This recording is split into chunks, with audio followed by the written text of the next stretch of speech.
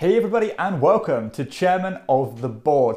Today I'm talking about Gugong, which is the newest game by Andreas Steading. It's a worker placement style game with a bit of a twist to it. This game recently arrived from Kickstarter that I backed a little while back. It really appealed to me. I know this designer had some very acclaimed Euro games beforehand. I've never played any of them, but this one particularly appealed to me. So as I said, the game is essentially a worker placement game, but that really is just kind of the kind of string that holds the whole game together, because but also the worker placement mechanics is a bit different than your kind of standard, place on an area and get resources and stuff, because this one actually uses cards numbered from 1 to 9, and basically you can activate these worker placement areas by playing a higher card than the card already in that remaining spot, if that makes sense. But you can also play lower cards, but you also have to pay a bit of a fee to do so. But you're also trying to collect cards of a certain type, matching these destiny dice, which also give you more workers and stuff in the following round. So you've got that kind of two-sided incentive there. This game is essentially a bunch of mini games all tied together with that worker placement mechanic. It almost kind of reminds me of a game Trajan, which is a very famous Stefan Feld game, which again is a series of very small games all tied together with the man color mechanic. But this one is with a worker placement mechanic. This game really does have it all mechanically. You've got all different areas representing a different style of game. You've got a bit of area control there. You've got a bit of set collection. You've also got like a race, because the whole game is either winnable or not winnable, depending on if you make it to the Emperor's Palace or not. So if you don't get to that palace, then you're not going to win, or you've got no chance of winning at all. So there's that real kind of tension throughout the whole game, because you could be doing as well as running away with points, but if you don't get to that palace, then you've got no chance of winning at all. This game really is kind of, as I said, it has it all for me. I love all the mechanics, the separate mechanics. I love set collection. This one is you basically collecting jade, trading in your workers together. You've also got that long-term and short-term decision-making in it, because another section of the board lets you kind of invest your workers to get long-term kind of benefits and powers from them, but also you can kind of ignore that and just try to steamroll the other areas. So there's those real kind of different routes you can take, and it's got such a new, fresh feel to it, because as I said, instead of the worker placement aspect of it, just collecting the mundane resources and building something at the end of it, you are basically participating in all these different mini games, and they all feel very, very kind of well involved in the game without feeling at all convoluted or at all like kind of overwhelming, because when you say a game involves set collection, racing, area control, then you probably think that's going to be way too heavy for me. But this one, I assure you, is so elegantly implemented. It's very, very impressive. So many kind of meaningful decisions here. I love that everything does have a kind of a long-term and short-term benefit to it. Something that I really like in games as well that this game uses is a kind of a track that not only breaks ties. The one this game uses is that there's a track, an intrigue track that you use to break ties, but also I like games that kind of use like first player marker incentives and stuff like this. And this game has that.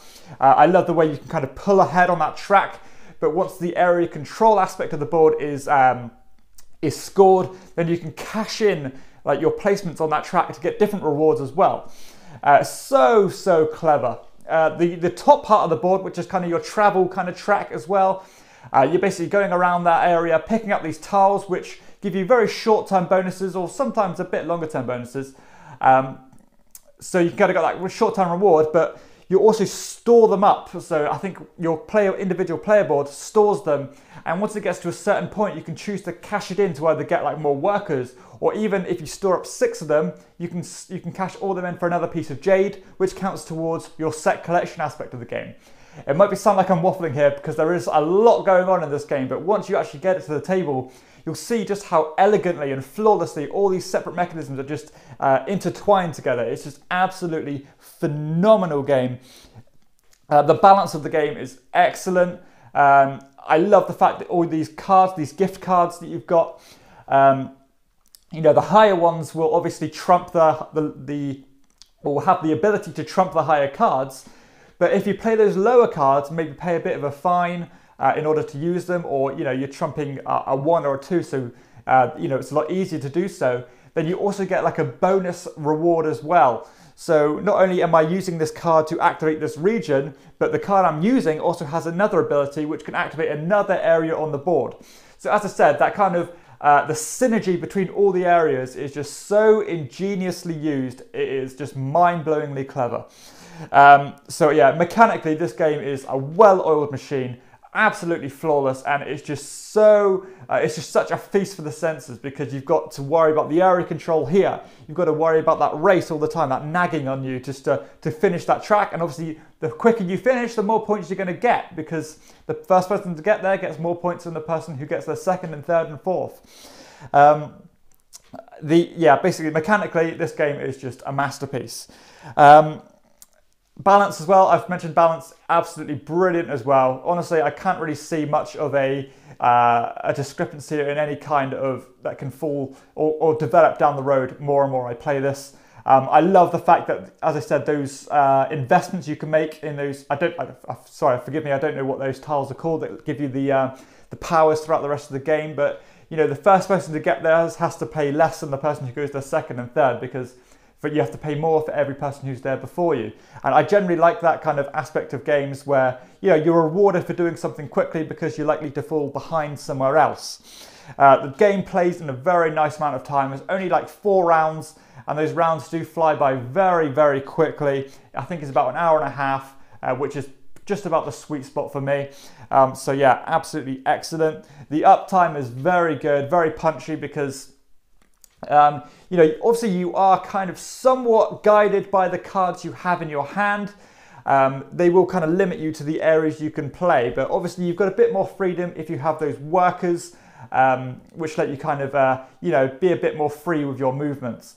And I love how tight those workers are as well, because you've got to be very, very clever and very kind of tight about the way you use them. You can't just go blowing them willy-nilly, because you will fall behind. You've got to be very smart and on the ball with how you use those workers, and also, you know, clever about how you get them back as well. And you've got to think about the workers you're going to keep for the next round as well, because they do tie over, which again is just all that kind of long-term and short-term thinking, which really does engage me about board games. Replayability wise, there is loads of tiles here, loads of variability. Honestly, you're never going to quite have the same game twice, but also it's going to have that same kind of feel, but just the fact that you've got those different incentives, some might appeal to you more than others, and it's just a good variety there. So there's a good amount of replayability there.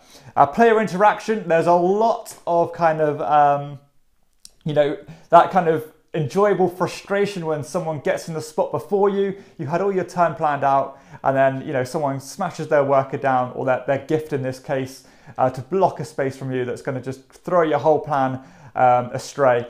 But again, this does it so well, and I just love it. The area control as well is something that's really good. You don't usually find that in a worker placement game, so I really do enjoy that aspect to it too. Aesthetically, this game is gorgeous. The iconography is absolutely crystal clear, very, very easy to kind of comprehend what all the symbols mean. Looks gorgeous. The box art is phenomenal. I'm specifically talking about the deluxe version here, because that's the version I have. But the box art for the standard version or the retail version looks really good too. Honestly, if you've got the deluxe version and you've had it in your hands, you just know how gorgeous this game is. It is literally every tiny, like, minute detail has been paid the biggest, you know, amount of attention to. It's just absolutely stunning. The component quality is out of this world. You've got the thickest cardboard there. You've got the individual meeples in the deluxe version. You've got the marbles for your jade. You've got the gorgeous, like, first player tokens and stuff like that. It is absolutely a sight to behold. You know, production-wise, it is absolutely stunning and amongst the best I've ever seen. That's just how good, or how well this game is produced. Absolutely no expense spared there at all.